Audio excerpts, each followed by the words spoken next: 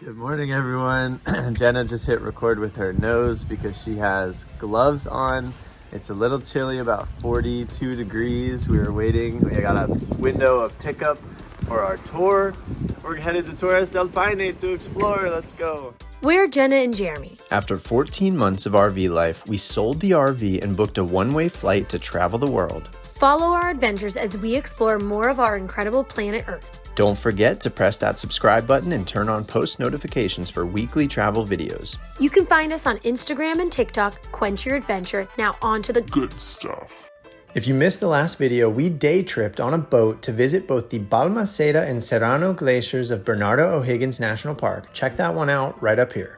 Today, we're off on another day trip, this time to Torres del Paine National Park. It's a 12-hour trip that we booked on howlanders.com for about $59 per person, and there's a link for that in the description below. You'll still have to buy the National Park Pass, which you'll want to do online in advance, and bring some snacks and money to buy lunch from the refuge, or you can pack a lunch.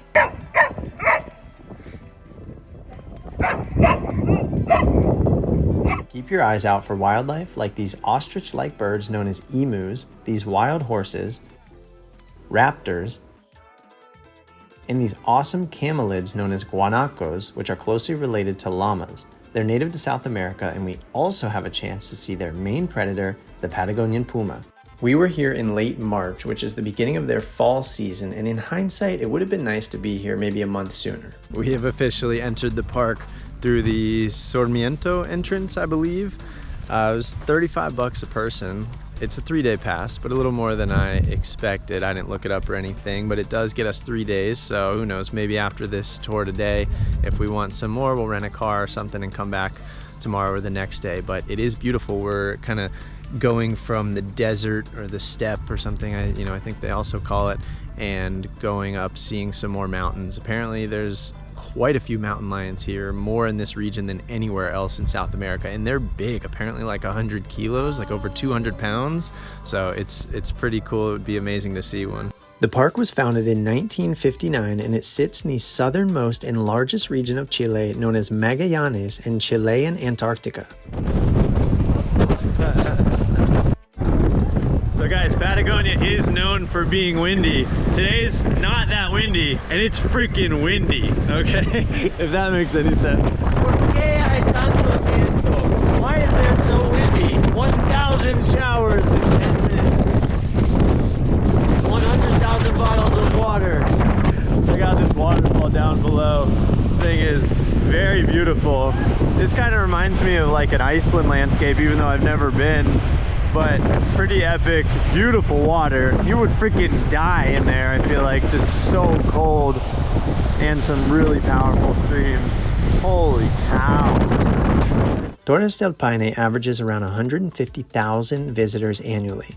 As you can see, we didn't get nearly as lucky with the weather as I did when I hiked to the base of Torres del Paine, but we still had a really nice day.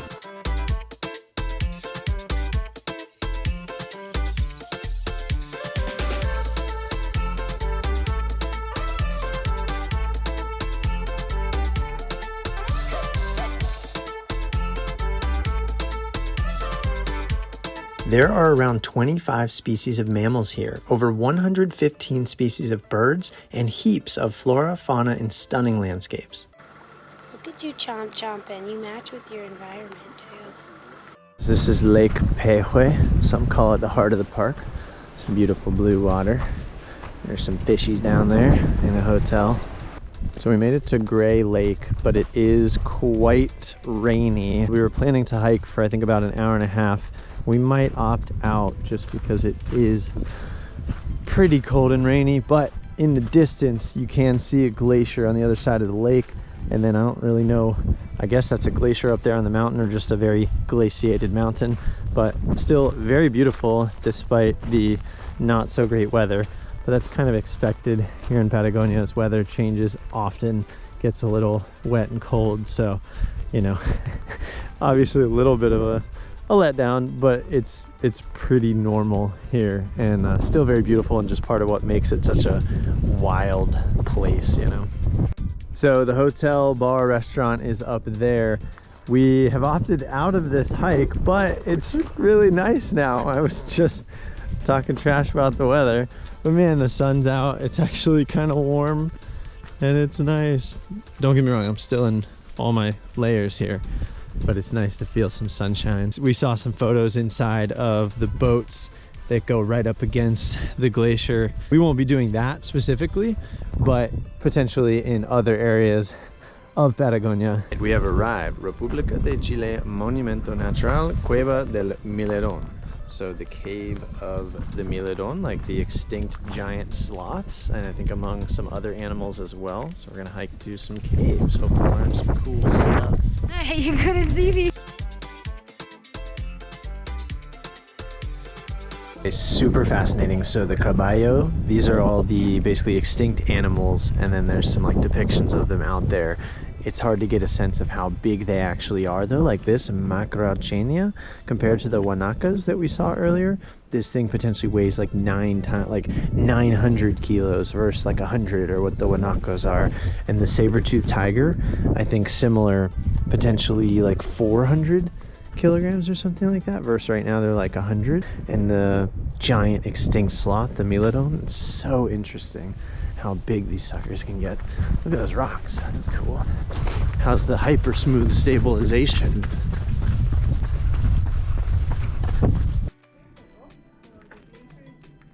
The Mylodon cave.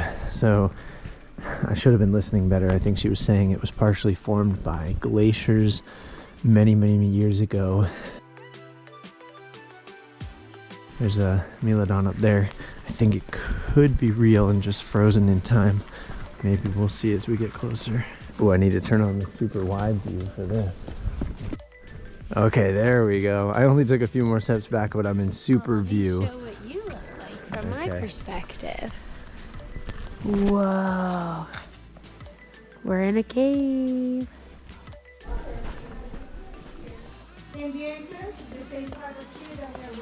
There you go, folks. There's the mascot of Puerto Natales, the Mylodon, the giant sloth that we wish was not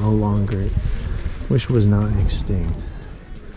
Mylodon remains found in cave deposits in association with human artifacts suggest that people hunted and ate them, which is partially what led to their extinction around 11,000 years ago.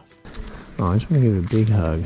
It's got such a long face, like totally different than sloths today, but also looks like it has a tail to sit on, which is kind of cool.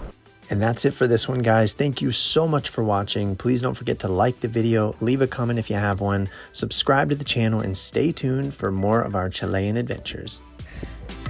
Hey little buddies, how are you little buddies? Hola amigos.